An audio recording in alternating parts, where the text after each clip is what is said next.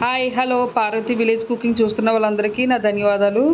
ఈరోజైతే మన రెసిపీ పచ్చెనపప్పుతో కొబ్బరి చట్నీ అండి. డైలీ మా ఇంట్లో వాడే కొబ్బరి చట్నీ అయితే ఇదేనండి. చాలా బాగుంటుంది.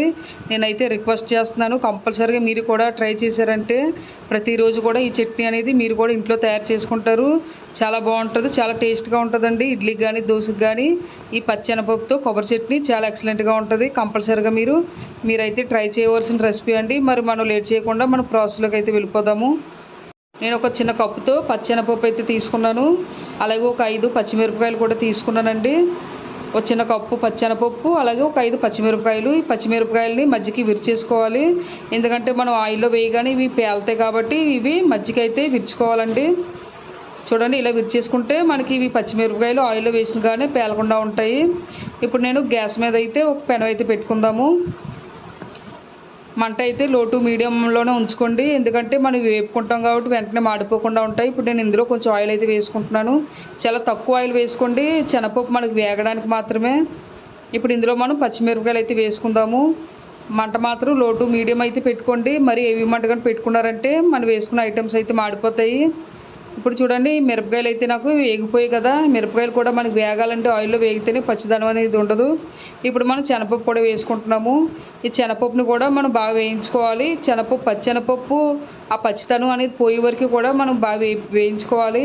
మీరు బాగా పెద్ద మంట పెట్టి బాగా వేయించేసుకున్నారంటే మనకి బేగా మాడిపోతాయండి. మాడిపోయిందంటే మనకి చట్నీ అనేది టేస్ట్ అయితే పోద్ది. కాబట్టి లో టు మీడియం పెట్టుకొని మీరు దగ్గర ఉండి ఇలా వేపుకున్నారంటే మనకి చాలా ఫాస్ట్ కూడా అయిపోద్ది. అలానే పచ్చిగా ఉగ్గేసారంటే మన చట్నీ అనేది కొంచెం పచ్చిదనంగా ఉంటుంది. కాబట్టి మనకి శనగపప్పు అనేది వేగేలాగా ఇలా మళ్ళీగా వేయించేసుకోవాలి. లో టు మీడియం మంట పెట్టుకున్నారంటే మనకు చాలా బాగా ఇవి అయితే వేగుతాయి. ఈ పప్పు అయితే మన బాగా వేగుతుంది. చూడండి, మనకైతే శనగపప్పు అయితే దగ్గరికి అయితే అయింది, వేగిపోయింది శనగపప్పు. చాలా బాగుంటుందండి. కంపల్సరీగా మీరు ట్రై చేయండి. ఒకసారి ట్రై చేశారంటే మీ ఇంట్లో మళ్ళీ ఇదే చట్నీని అయితే చేసుకుంటారు. అంత బాగా టేస్ట్గా అయితే ఉంటుంది. మనం ఇలా వేపుకుంటూనే ఉండాలి. మరి పచ్చిగా ఉగ్గికండి, మరి అలానే ఎక్కువగా మార్చికండి. చూడండి, నాకైతే వేగిపోయింది. స్టవ్ అయితే ఆఫ్ చేసుకుంటున్నాను. ఇప్పుడు వీటిని బాగా చల్లారబెట్టేసుకోవాలండి. మనం మిక్సీ చేసుకుంటాం కాబట్టి వీటిని బాగా చల్లారబెట్టేసుకోవాలి. అలాగే ఇప్పుడు నేను కొంచెం కొబ్బరికాయ ముక్కలు అయితే తీసుకున్నానండి. ఒక చిన్న కొబ్బరికాయ, ముదరకాయ అనేది తీసుకున్నాను. మనం కొబ్బరి చట్నీ ఏ చేసుకున్నా సరే ముదరకాయ అనేది చట్నీకి అయితే చాలా బాగుంటుందండి. లేతకాయల కంట కంపల్సరీగా ముదరకాయలనే మన చట్నీ కింద అయితే వాడుకోవాలి. ఇప్పుడు నేనైతే వీటిని ముక్కల కింద కోసి క్లీన్ చేసుకొని ముక్కల కింద అయితే కోసుకున్నాను. ఇప్పుడు మిక్సీ జార్లో అయితే కొబ్బరికాయ ముక్కలు అయితే వేసుకుంటున్నాను. వీటిని చిన్న చిన్న ముక్కల కింద కోసి మిక్సీ జార్లో వేసుకున్నాను. అలాగే ఇప్పుడు శనగపప్పు మనకు చల్లారిందండి. ఇప్పుడు ఈ శనగపప్పుని కూడా మిక్సీ జార్లో అయితే వేసేసుకోవాలి. మొత్తం కూడా ఈ మిక్సీలో అయితే వేసేసుకోవాలి.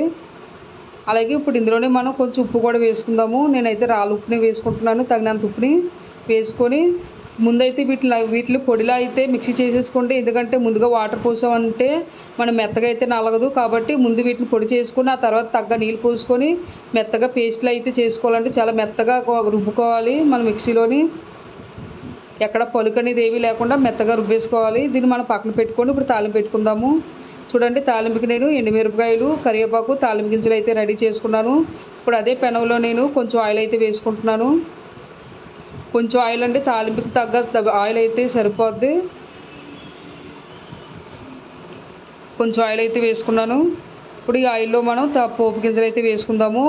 మంట మాత్రం లో టు మీడియం మంట పెట్టుకోండి. జస్ట్ మనం చాలా బేగా తాలింపు కూడా అయిపోద్ది. మనం ఇలా వేపేసుకోవడమేనండి. ఇప్పుడు తాలింపు కూడా మనకి వేగిపోయింది కదా. తాలింపుని కూడా దించేసుకుంటున్నాను. ఇది వెంటనే ఇందులో చట్నీ వేయకుండా ఇది కొంచెం చల్లారాలండి. చల్లారకుండా వేసామంటే మనకి ముద్ద కడేస్తుంది. కాబట్టి ఇది కొంచెం బాగా చల్లారనివ్వండి. ఇది చల్లారిన తర్వాత ఇందులో మనం చట్నీ అనేది యాడ్ చేసుకోవడమే. చాలా సింపుల్గా అయిపోద్దండి మనకి చట్నీ మాత్రం. ఇప్పుడు ఇందులో యాడ్ చేసుకొని మనకు బాగా కలిపేసుకోవాలండి. మీకు చిక్కగా కావాలంటే ఇలా ఉగ్గేసుకోవచ్చు, లేదు కొంచెం పలసగా కావాలంటే ఇప్పుడు ఇందులో వాటర్ కూడా యాడ్ చేసుకోవచ్చు. చాలా బాగుంటుంది చట్నీ అయితే. మనం ఇడ్లీకి కానీ దోశకి కానీ బోండాలకు కానీ వేటికైనా సరే చట్నీ చాలా పర్ఫెక్ట్గా ఉంటుంది. కంపల్సరీగా ట్రై చేయండి మీరు ఈ చట్నీ. మీకు నచ్చింది అయితేనే అనుకుంటున్నానండి. కంపల్సరీగా మీరు ట్రై చేయవలసిన రెసిపీ అండి. మరి మీకు ఈ రెసిపీ అయితే నచ్చిందండి. నచ్చితే లైక్ చేయండి, షేర్ చేయండి, సబ్స్క్రైబ్ చేసుకోండి నా ఛానల్ని. కంపల్సరీగా మీరు ట్రై చేసి మీకంటే ఎలా వచ్చిందనేది నా కామెంట్ సెక్షన్లో అయితే కామెంట్ అయితే పెట్టండి. మనకి చాలా మా ఇడ్లీతో కానీ దోశతో కానీ చట్నీ అయితే మాత్రం చాలా పర్ఫెక్ట్గా అయితే ఉంటుంది. Okay friends, bye friends, bye.